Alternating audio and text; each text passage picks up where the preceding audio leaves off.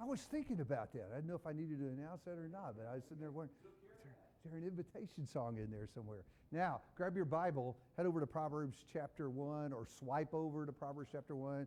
I don't care how you get into the Word, just as long as you get there, okay? Proverbs chapter 1.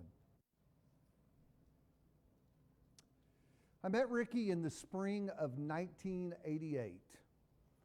And when he and I sat down together for the very first time, we knew nothing about each other. I'm meeting up with this guy because his dad had asked me to visit with him. Prior to that, neither of us knew anything about each other. And so when we sat down together for the first time to start talking, we just kind of told our stories, just kind of talked about where we came from and what our lives have been like up to that point. Here's a really cool thing.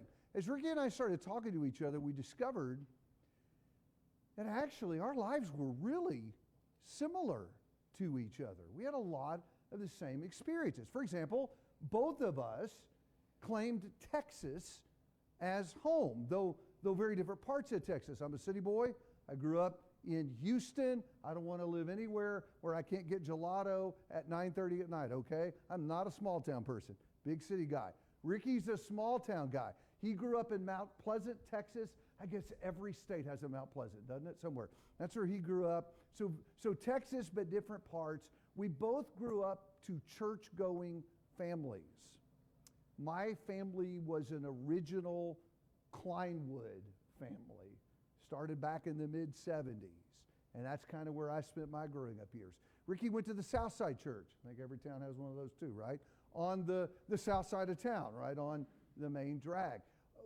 We were part of involved families. Our folks didn't just go to church. They were involved in the congregation. My dad, for years and years, was an elder of the Kleinwood Church. Ricky's dad was kind of a preacher. That sounds like an odd way to describe that. But during the week, he had a regular job that he worked, a 9-to-5 gig. But on the weekends, he would go out and he would preach for a little church out in the country, this little spot called Cooper's Chapel, Texas. That's about all there is to Cooper's Chapel, Texas. It's an old frame church building and a cemetery behind it and some houses spread around. But in the late 70s and early 80s, there was still a group of Christians that met in that church building. And if you're wondering, conditioning.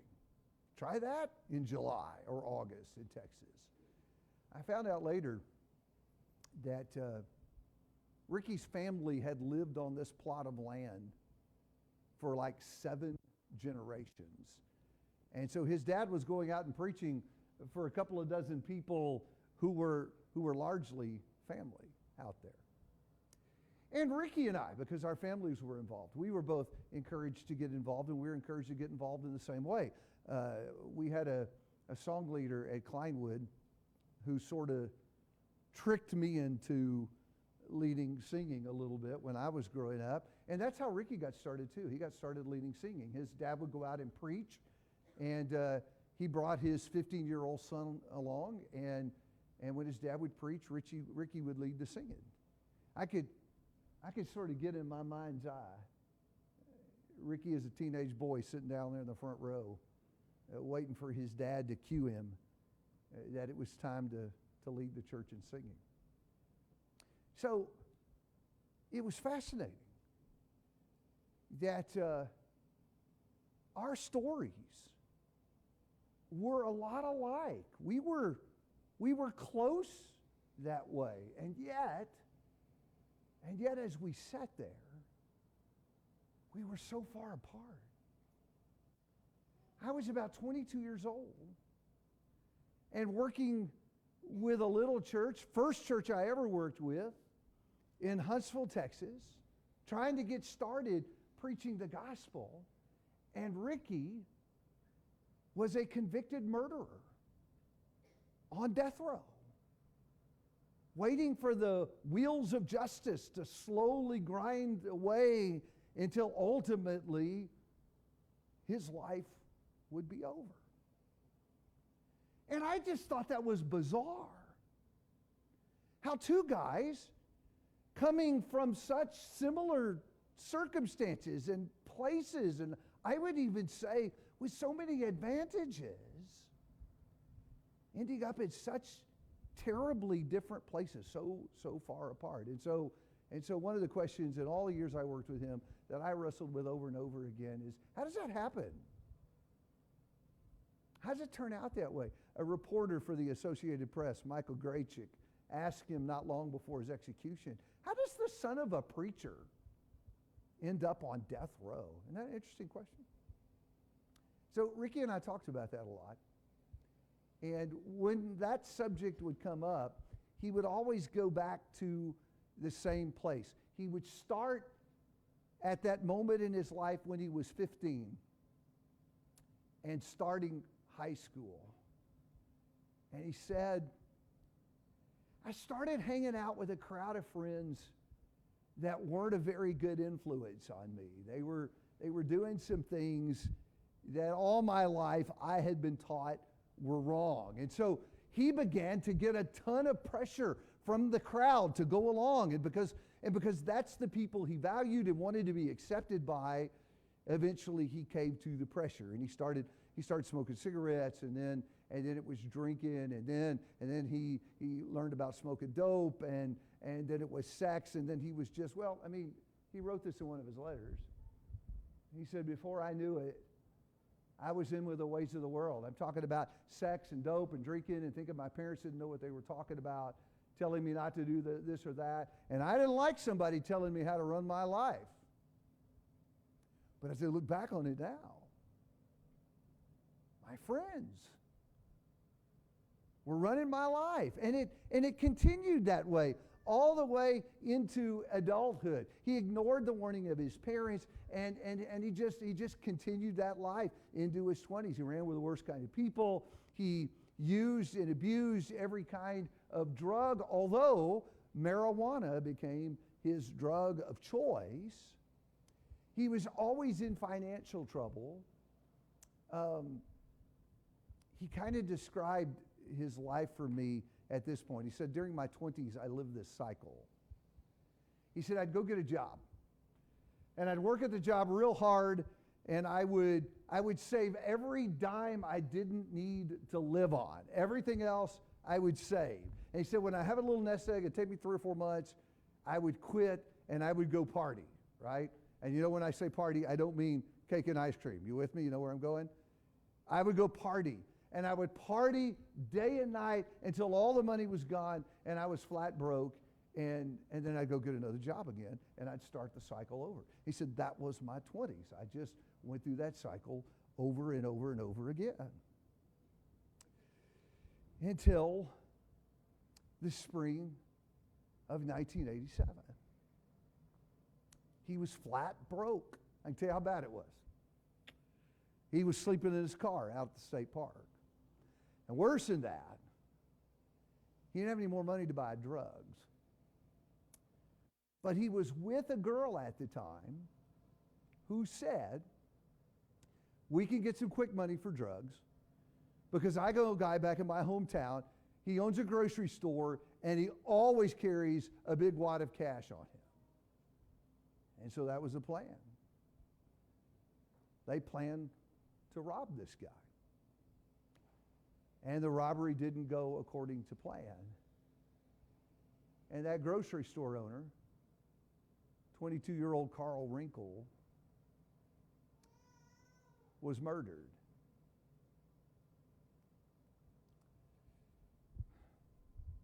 Well, it didn't take very long to figure out who'd done it. And later that fall, it didn't take very long for a jury to find Ricky guilty. There was never any question about his guilt. He killed this guy.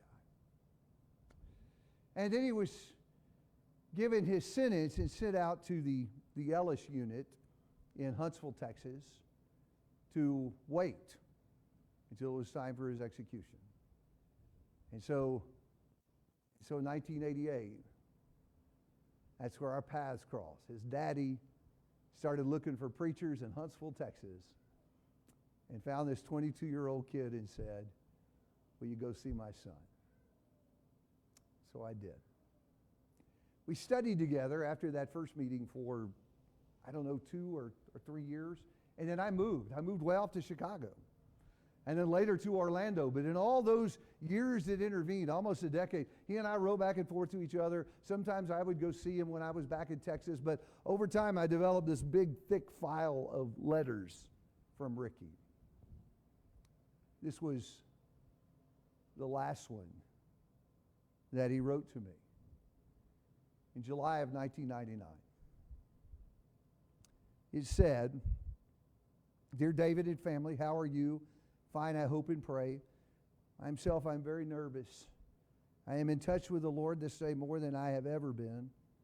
My heart feels like I can't get it to pump enough blood, and my hand feels like it wants to start shaking.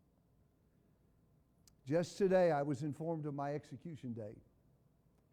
I will go to be with the saints that are awaiting for the day of judgment on August 4th, 1999. 24 years ago today, I was leaving the death house in Huntsville, Texas, after watching my friend executed. 24 years ago today. He said, I'm sorry this letter is short, but I have much people to tell this to, so take care and reign strong as I am trying to do. God bless you. Love, Ricky Don." And so, on August 4, 1999, the state of Texas executed Ricky Blackman for the murder of Carl Wrinkle. I went out 3 days before that day, on August the 2nd, and spent those 3 days with Ricky, and then I went with him when he was put to death, and then went with his family when we buried him in that cemetery back behind the church building in Cooper's Chapel. If there was one thing he emphasized more than anything as we talked during those last 3 days, talked about lots of stuff, but he emphasized how much he hoped that his story would be told, that people would hear it. He would be delighted that all of y'all heard his story tonight. He would be especially delighted that all of you heard his story. Ricky had a passion for young people. In fact, sometimes when kids in my church were kind of getting out of line, I'd go visit Ricky and I'd say, I need you to write a letter. Let me give you a name. And he would write a letter that was, listen, it was warm when he put it in the envelope. He could talk straight to kids. And I think he cared so much about kids because he realized that so many of his troubles started when he was your age.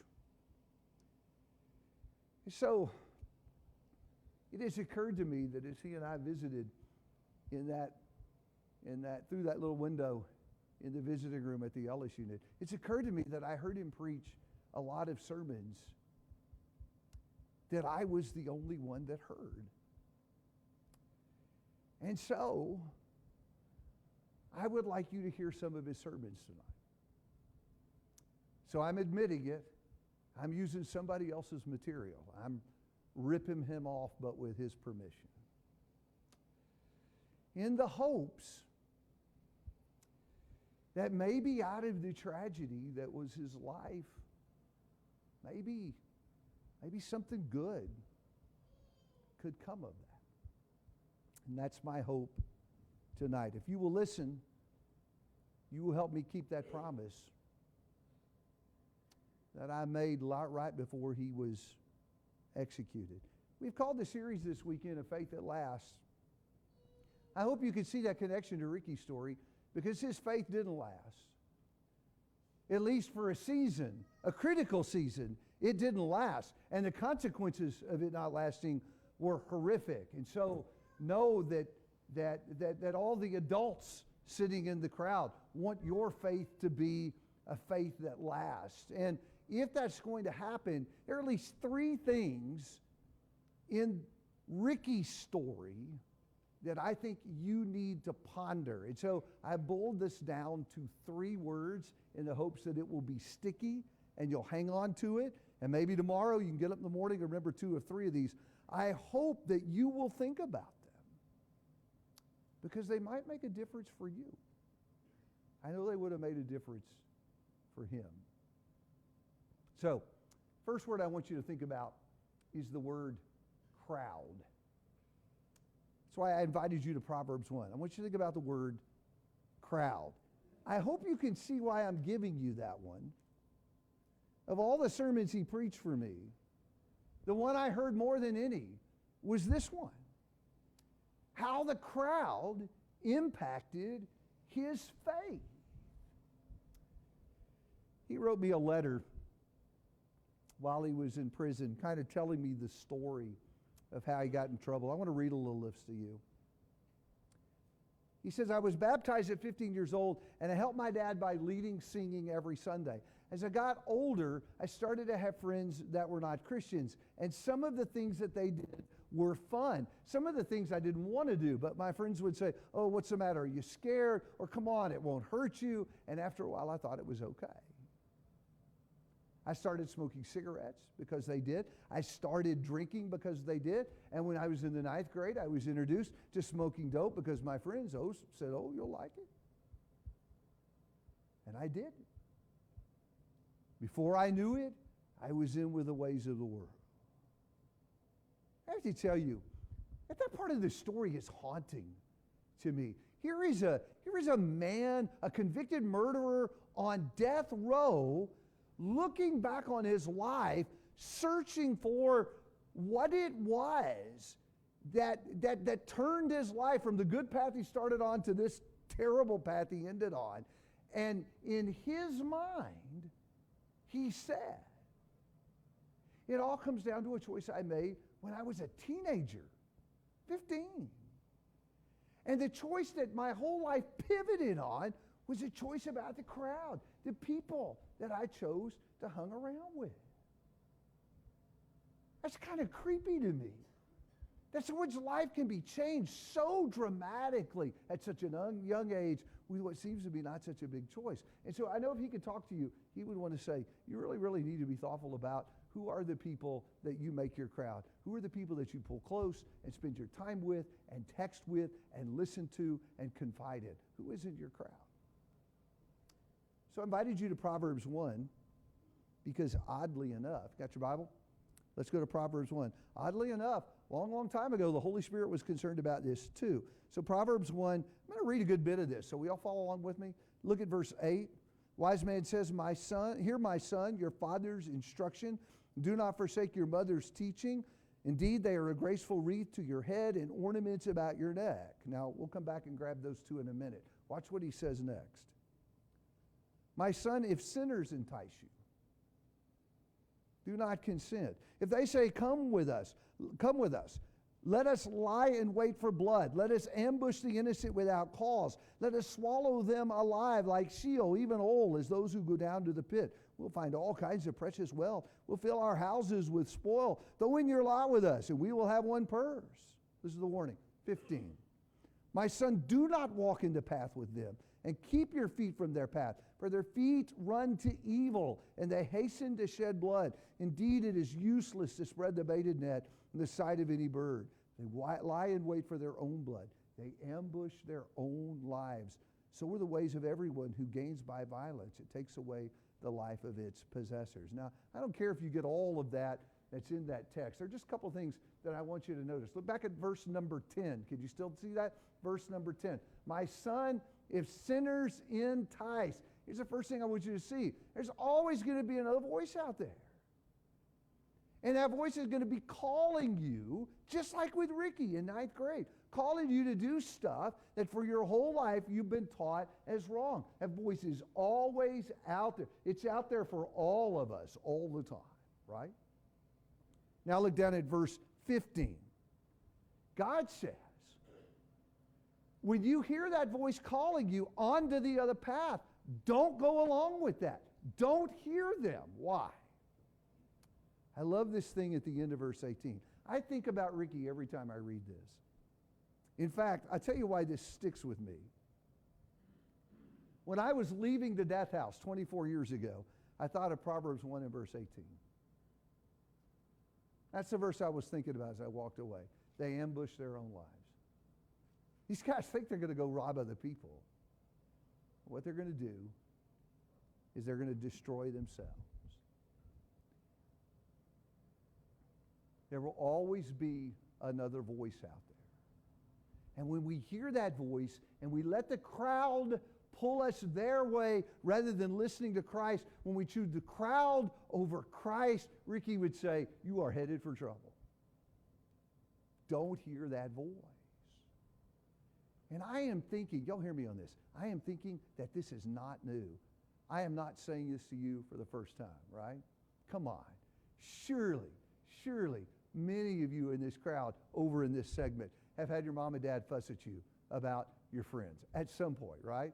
Guys, some girl you brought around and mom is saying, oh no, not a good influence. Do not bring her back here again. In fact, I don't want you spending time with her. Surely somebody has fussed at you about the people you hung around with. Surely someone has gotten up in this pulpit and talked about the influence of friend and how they can drag you away. Or you've been in a Bible class and somebody has talked to you about your crowd. This is not the first time you're hearing this.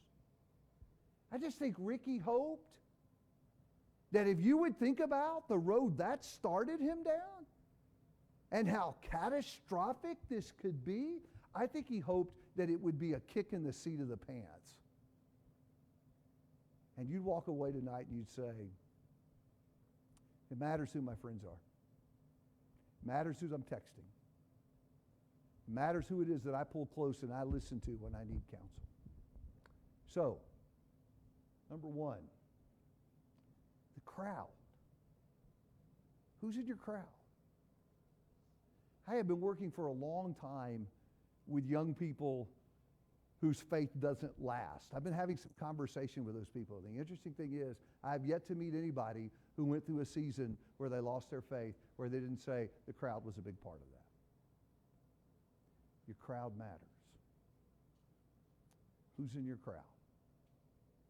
Second word I want to give you is the word parents. Now let's go over the New Testament, over to Ephesians chapter 6. Some of the most moving conversations that I had with Ricky were those times where we'd talk about his mom and dad. Ricky loved his parents. It was really tough being in prison because he didn't get to see them very often. They lived way up in Oklahoma. It's like a 9-hour drive. And they were old. And so it was a hard 9-hour drive for them. And so they came as much as they were able physically to do, but I mean, it was just never enough. He always wanted to see them more. And he hated that he couldn't have physical contact with them. When you go into the death row system in Texas, you don't touch an outsider ever. I mean, you'd see some pretty pathetic scenes in that visiting room. I would sit down sometimes and you could see the handprint of people who had pressed against the window, longing for contact that wasn't ever going to happen. He hated that. We nearly lost Ricky in 1993. His dad had a heart attack and died unexpectedly. And he could not go be with his family and comfort his mother. And nobody could come and comfort him. He suffered all alone. And I will tell you, it really, really shook his faith to the core. He struggled for several months. And then as his execution drew near, he worried about his mom because she was in bad health. Imagine the burden of wondering if your execution might well send your mother to her grave. And he worried about that too. He loved his mom and dad. I want you to hear me on this. At the critical juncture in his life, he did not value his mom and dad. I want you to know his mom and dad were good people. And as they watched him going off the cliff, they didn't sit there quietly. One of his letters he wrote to me, he said, my daddy kept telling me, you're going to get into trouble if you keep living like you are. But remember, he didn't think so. And he didn't want anyone telling him how to run his life. I still remember in that first visit with him, when he got to this part of the story, I still remember that the tears started forming up in his eyes and running down his cheeks. And he kind of gritted his teeth and he said, David, I wish I had listened to my daddy. And so I don't do him justice tonight if I don't say something to you about your parents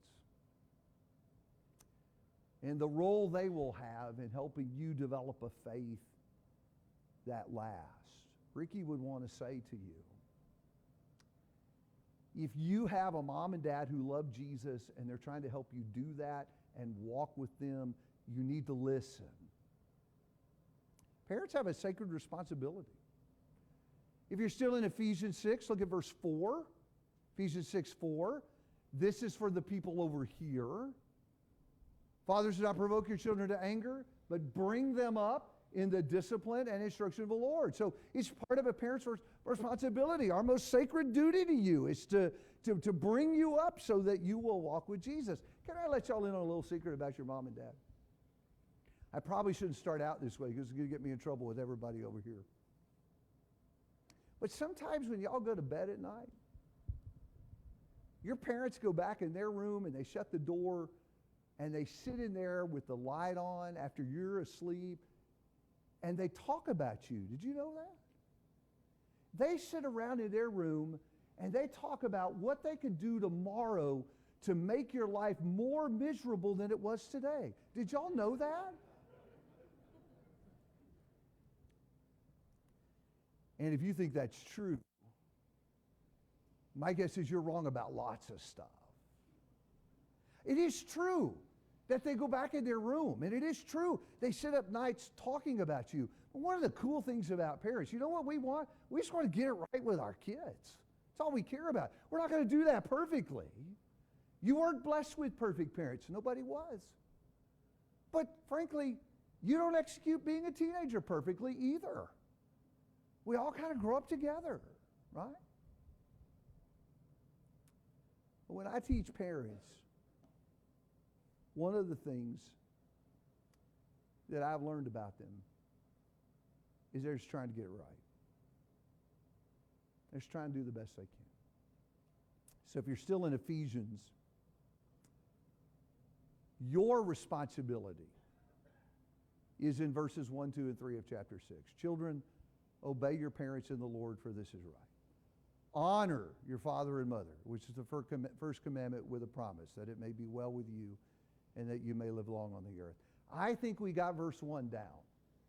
I bet if I had polled the audience and asked, does the Bible say you have to obey your parents? I'm confident about where that would come out. We know that's true. I think where we stumble is in verse 2. It's the harder one. Honor your father and mother. I told my boys when they were growing up that meant you had to obey me and like obeying me. And I kind of think it's true. The root of the word honor is the idea of value. You should attach value to your mom and dad, attach value to what they say. I've explained it this way. See if this works for you. If you've never been determined to do something, and then when mom and dad weighed in and gave you their advice, changed your mind, if that doesn't happen to you, you're probably not doing verse 2. Because that's exactly what it's about. What they have to say is really important to me. I am quickly closing in on 60 years old, okay? I'm about a birthday and a half away from 60. Man, it's coming like a freight train at me, right? My dad is 83 years old. And I still need his counsel. I still value every word that he says to me. The other part of this section we miss is verse number 3. That it may be well with you and that you may live long on the earth. In Ricky's case, that's literally true. He didn't listen to mom and dad, and he literally cut his life short. God says, I'm telling you this because you will be better off if you listen to this. By the way, everybody figures this out. Either because they listen to God or because they're stupid and suffer for it. The choice is yours. Can I say that? Yeah. Okay, good. I know in some families stupid isn't a good word, but trust me, sometimes things are stupid and we need to say it, and this is one of them. You get off the path, you do dumb stuff, you suffer. So that's one way to learn it. The other way is to listen to God. You guys are smarter than that. You'll listen to God, right? I'm not saying if you don't do that, you're going to end up on death row. I wouldn't need it if that were true. But you might end up with some friends who get you into a lot of trouble. or married to someone who makes you miserable.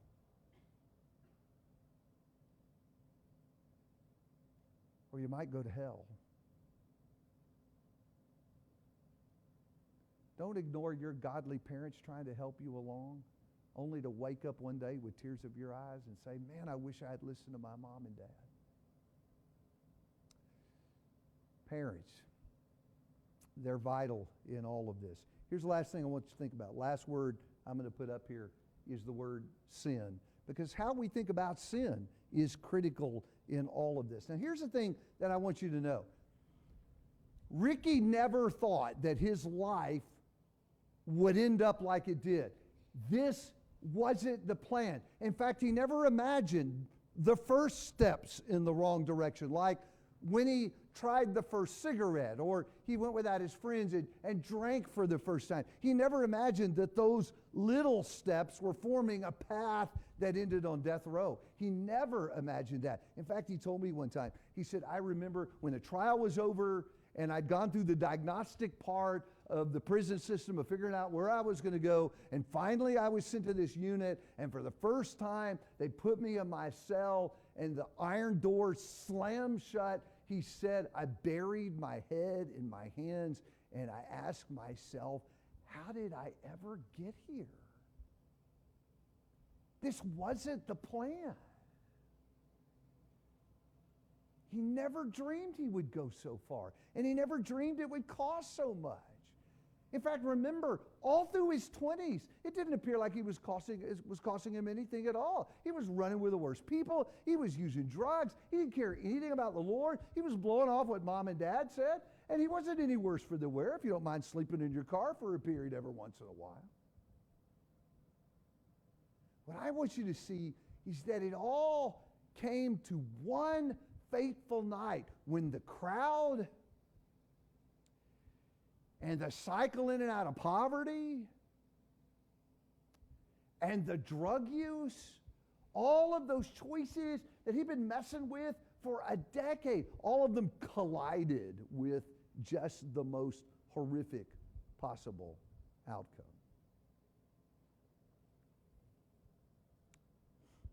I thought it was interesting to talk to Ricky about what was hard about being in jail. Ever thought about that? Ever thought about what would be hard about being in jail? I mean, I always thought it would be the fear the guy I was in the cell with would cut my throat while I was sleeping. It was interesting. He never talked to me about being afraid physically. Maybe that's because he was a big guy. He talked about not being able to hug his mother. That was hard about being in jail. This is interesting. He talked about the embarrassment he caused his family. You ever think about that? How your choices reflect on your mom and dad? He said, sometimes people ask my mom, what's happened to Ricky? I never see him anymore. He never comes around. How does a mother of a convicted murderer on death row answer a question like that? He talks about living every day with a death sentence. I mean, we all know we're going to die, right? But Ricky knew he was going to die. And when you've been around that a few years, you know how the process works. You know where you are in the process. You can start calculating how much time you have left. And so when that last execution order came in July of 1999, he knew that he had a month. And then when we got to that last week, he knew it was his last 3 days. And then there was the last moment when he's strapped to the table, the IV's been put in, and they're about to administer that lethal concoction that's going to take his life. I mean, I've just never seen anybody go through something so awful. I don't say that to make you feel sorry for him. Ricky was my good friend, but can I tell you all the truth? He paid the price he deserved to pay for the crime he committed. If you're going to kill people, don't come to Texas. I don't know how it is in Arkansas, but in Texas, they put people to death for doing that. That's the penalty. And he paid. In fact, can I tell y'all who to feel sorry for? The only person who was caught up in this mess that's still alive is Carl's mama. And she's a nice lady. I have met her. And she's heard me deliver this lesson and supports what I'm doing. And if you want to feel sorry for someone, she lost her 22-year-old kid to a horrible murder. Feel sorry for her. Don't feel sorry for Ricky. The point I'm trying to make is that he never saw it coming. This wasn't the plan. And yet Scripture warns us about that. So back in Proverbs, right? Back in Proverbs chapter 1, if you remember, in verse 11, he says that sin promises great thing. In this case, he's talking about a gang of criminals that might lure some young person to throw in their lot with them. And we're going to get all this free money. You don't have to work for it. It's going to be great. And God says, verse 15, don't listen to them.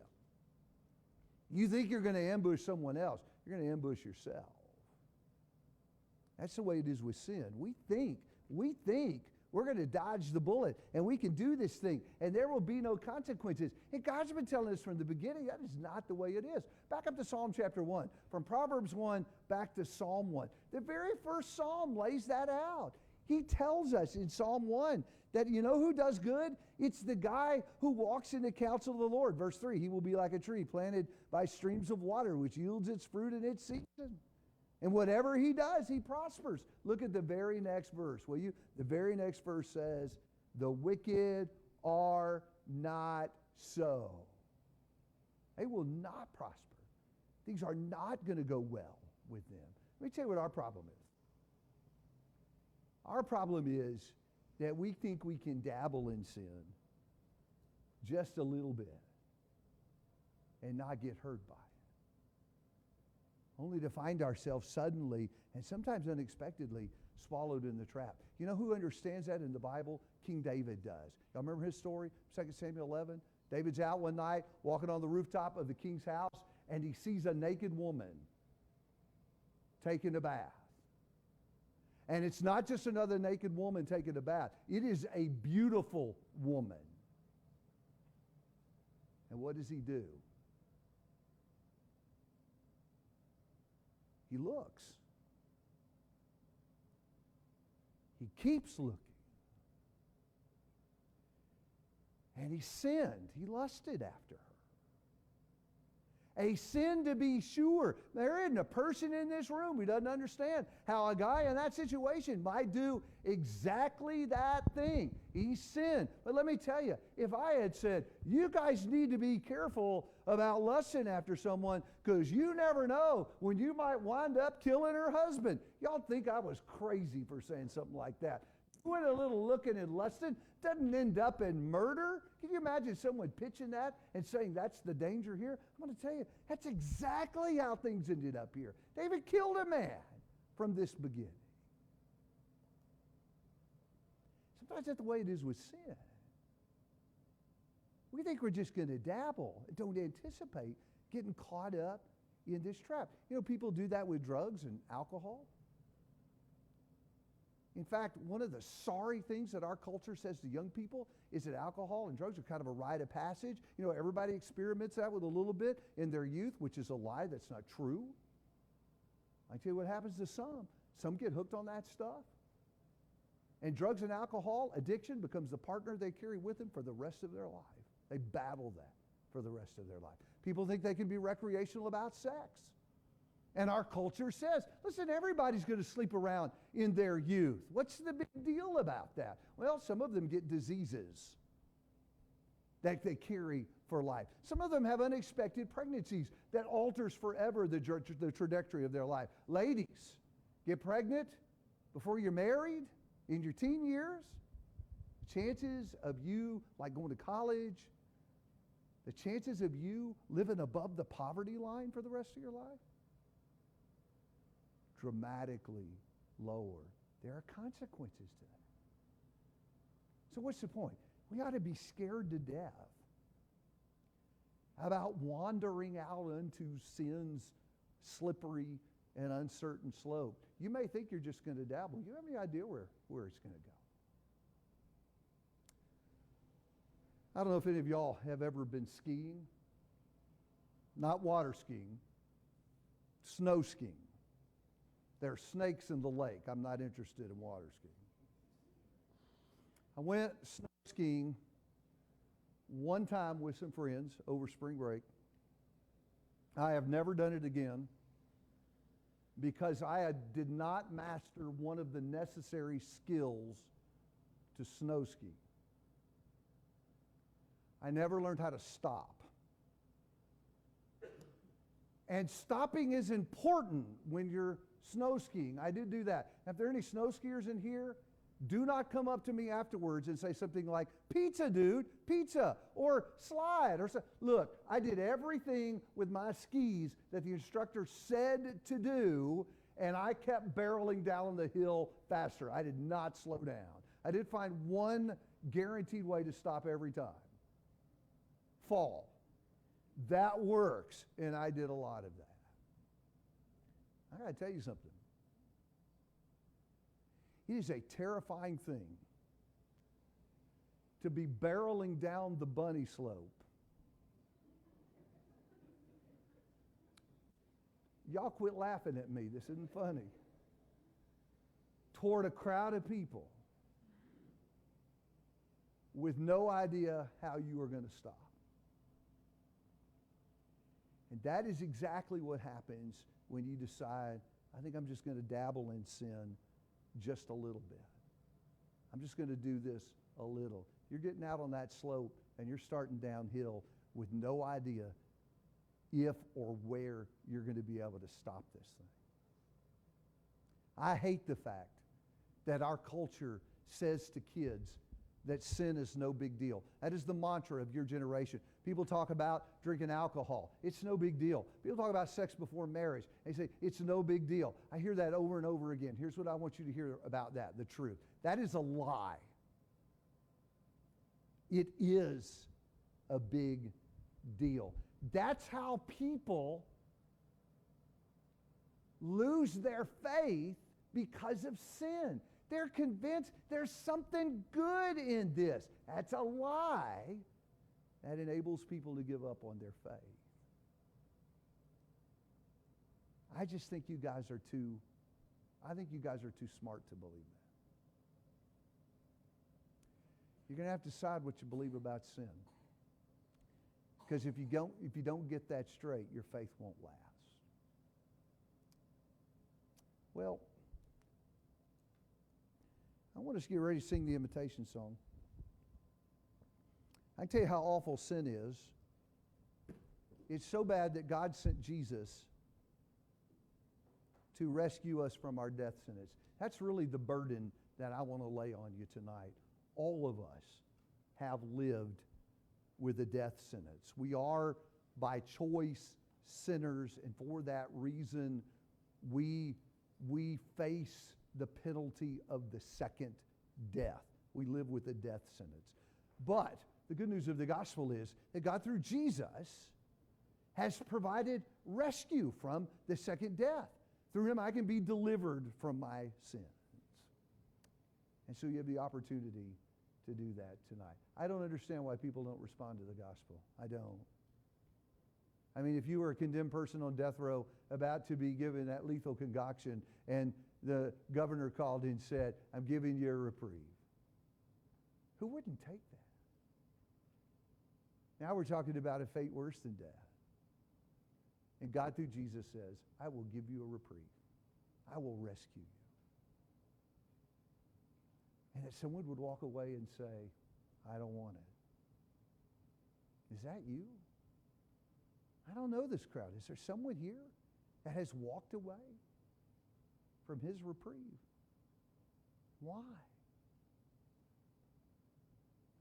If tonight needs to be your night where you decide you're going to change the trajectory of your life in a good way by choosing to serve Jesus and letting him cleanse you through baptism for the remission of your sins, let's do it. Make your way to the front right now while we stand, while we sing.